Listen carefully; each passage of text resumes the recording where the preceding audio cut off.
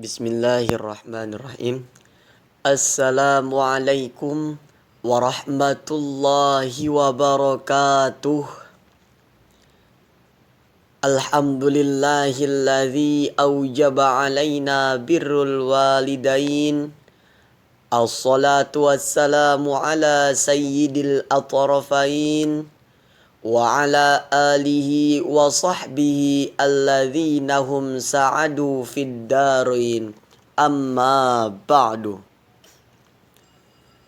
Hadirin wal hadirat, sahabat virtual yang berbahagia.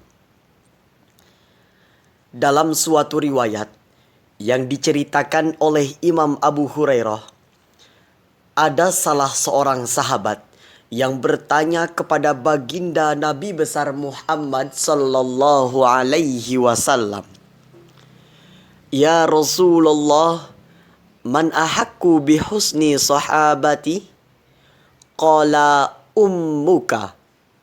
Qala summa man? Qala ummuka. Qala thumma man?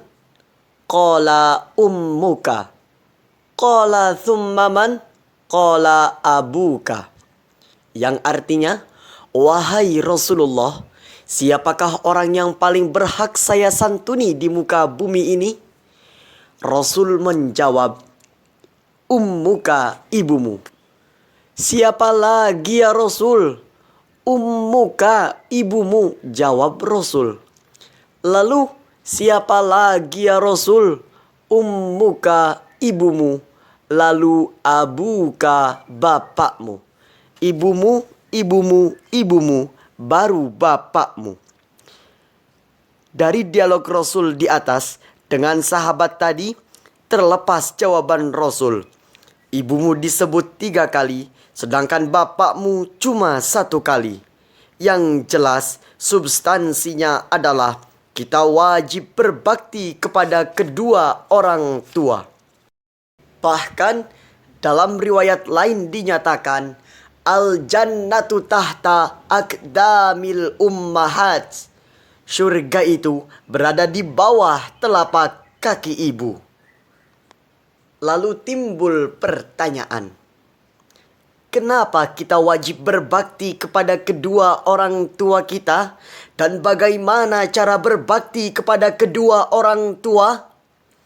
Sebagai jawabannya, mari kita renungkan sejenak firman Allah Subhanahu wa Ta'ala di dalam Al-Quran, surat An-Nahl ayat 78. A'udzu billahi minasyaitonir rajim. Bismillahirrahmanirrahim. Wallahu akhrajakum min butuni ummahatikum la ta'lamuna syai'a wa ja'ala lakumus sam'a wal absara wal af'idah la'allakum tashkurun. Shadaqallahul azim. Hadirin wal hadirat, sahabat virtual yang berbahagia. Pada ayat tersebut diakhiri dengan kalimat la'allakum tashkurun, yang artinya agar kamu bersyukur. Lalu timbul pertanyaan, kepada siapakah kita bersyukur? Ayat tadi menjelaskan, bersyukur itu kepada Allah yang mengadakan kita sebelum kita ada, dan ibu bapak kita yang menyebabkan kita ada di muka bumi ini. Dirangkaikannya perintah bersyukur kepada Allah dengan berbakti kepada kedua orang tua, menunjukkan bahwa belum bisa dikatakan bersyukur kepada Allah sebelum kita bersyukur kepada kedua orang tua. Bahkan baginda Rasul pun bersabda, ridallahi fi ridal walidain wa sukhtullahi fi sukhtil walidain. Ridhonya Allah terletak pada ridhonya kedua orang tua, dan murkanya Allah terletak pada murkanya kedua orang tua. Lalu dengan apa kita bersyukur? Ayat tadi menjelaskan, sebagai modal untuk bersyukur, Allah memberikan 3 potensi yang berupa pendengaran, penglihatan, dan hati. Dengan pendengaran, kita dituntut untuk mendengarkan kalam-kalam ilahi dan nasihat-nasihat orang tua. Dan dengan penglihatan, kita dituntut untuk melihat ayat-ayat kauniyah alam buana ini.